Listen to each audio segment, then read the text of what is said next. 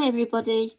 I came across this little animation a while back and thought it was worth sharing with you then, and I completely went out my head, which isn't difficult to do nowadays.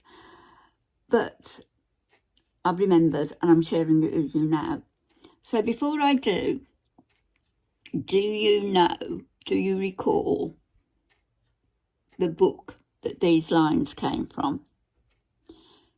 Don't shout at me if I've got them wrong, because I'm doing this from memory. So, to control the past controls the present. No, sorry. Who controls the past controls the present. Who controls the present controls the future. There is no loyalty except loyalty to the party. And that famous first line from the book, the clock struck 13. Do you recall the book? It's 1984 by George Orwell.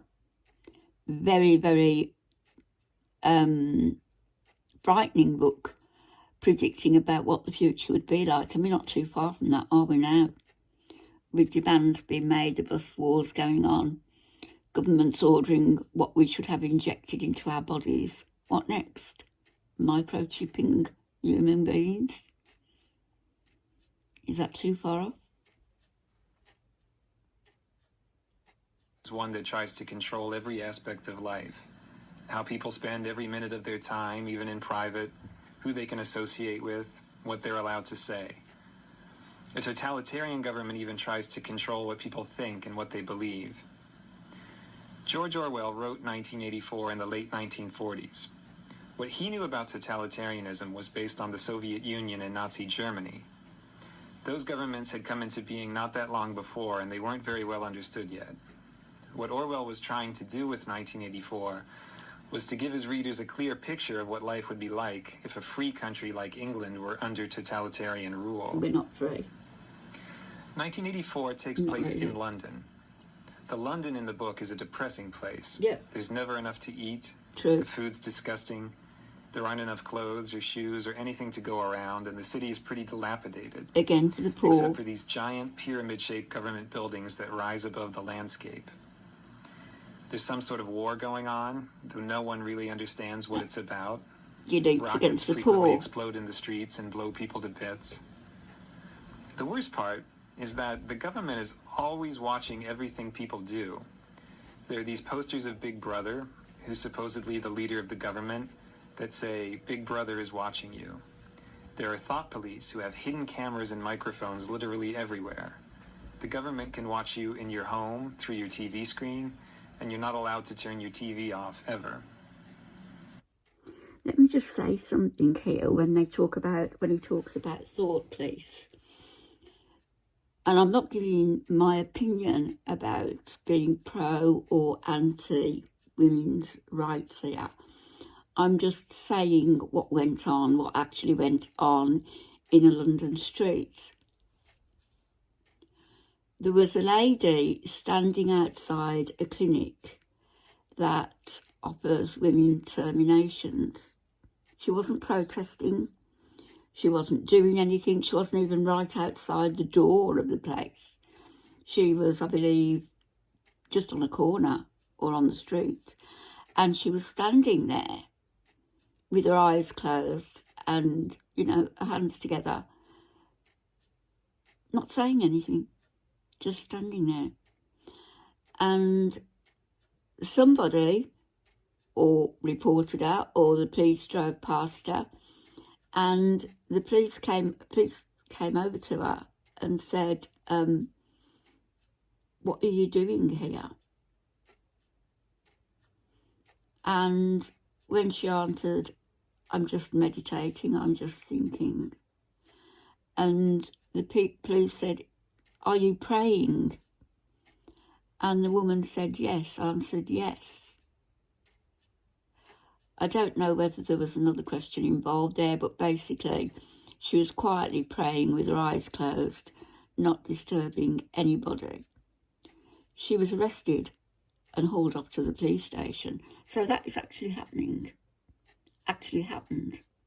There are a lot of things you're not allowed to do in this society, and if you do them, the police might take you away and throw you into a forced labor camp. You're not allowed to have close friends. Haven't got You're there not yet. allowed to be in love. You can't date or have sex with someone you like. You're basically supposed to save all your emotional energy for the party being the government. Then there are things you have to do. You have to watch the government programming on TV, most of its news, some of its exercises. You have to attend pep rallies, including this one called the 2 Minutes Hate. So it's hard to even have time to think your own thoughts because they're constantly filling your head with propaganda. The news The stories main do. character of 1984 is Winston Smith. He's 39, he has a job in the government, and he lives this horrible, dreary existence without any friends or anyone in his life. At the beginning of the book, he starts writing a diary to talk about how much he hates life in his society, even though writing a diary is one of those things you'd be killed for doing if you were caught. The diary is his place for thinking about his society. It's a place where he tries to imagine if life could possibly be different from the way it is. There's no way for him to know if things were ever different before, because the government has changed all the records of the past and rewritten all the history books. Who controls the past, controls At the the future, beginning of the novel, the present. there are two other people who matter to Winston, and he doesn't even know either of them. One of them is Julia. Julia is this attractive young woman who works in the same building as him. She's some kind of mechanic. Winston basically hates her. He hates her because she's pretty and he can't have her, but he also thinks she's the sort of person who would turn him into the thought police. So he's afraid of her, but also sort of fascinated. The other person he's interested in is this portly guy named O'Brien, who's a member of the inner party.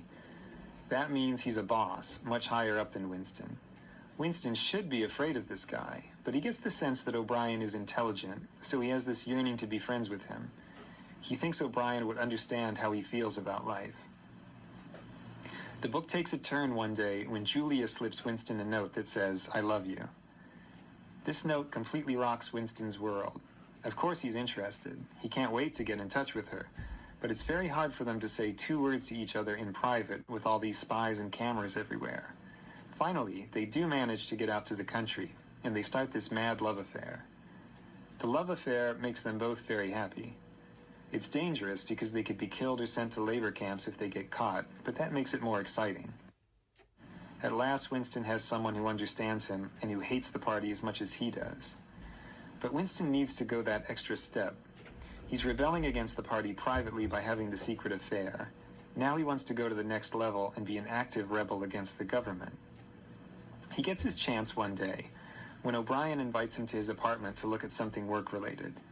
Winston takes a leap of faith and guesses that O'Brien must be part of the rebellion, because no one invites people over to their home. It just isn't done. So he and Julia go to O'Brien's house and confess that they want to be rebels. And O'Brien says, "Yes, I'm a rebel too." And we all read this book that explains why things are the way they are. Winston reads the book, and he's blown away by it. Unfortunately, right after he reads it, the thought police bust in and arrest him and Julia and carry them off to the Ministry of Love to torture them. So we learned that O'Brien wasn't a rebel after all. He just wanted to catch Winston.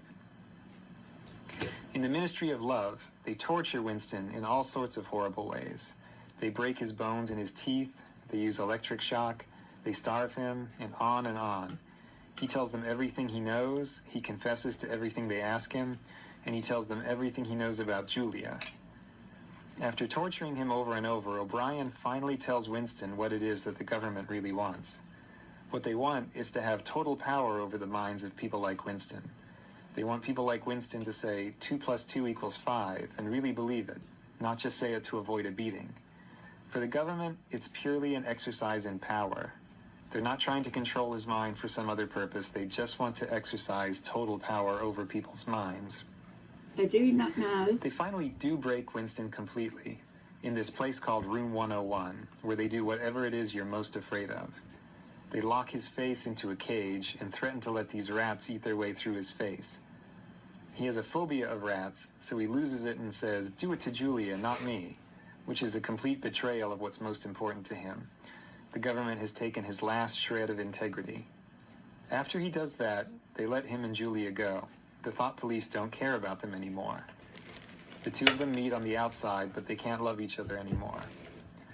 Winston and Julia are basically broken people after they get out. Winston has changed to the point that he doesn't even want to think about anything that might be rebellious. He just sits in a cafe listening to the news and smiling. The last words of the novel are, "He loved Big Brother." So, one of the points the book makes is that a human being can be broken down completely until he'll believe... Yep, a human being can be broken down completely. And Winston Smith was. If you think Big Brother isn't watching you now, you're mistaken. It's going on all the time. Maybe not to the extent it says in Orwell's book, but we're getting there. And there was nothing in the book to suggest that people were subjected to having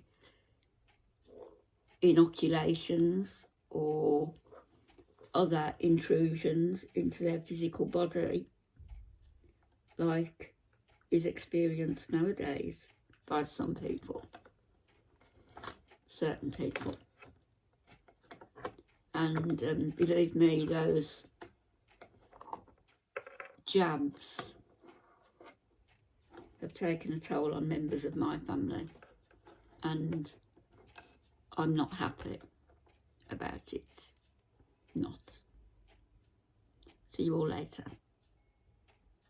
Oh, links to this animation and links to the Orwell book and the audio book, which is excellent, I'll put in my description.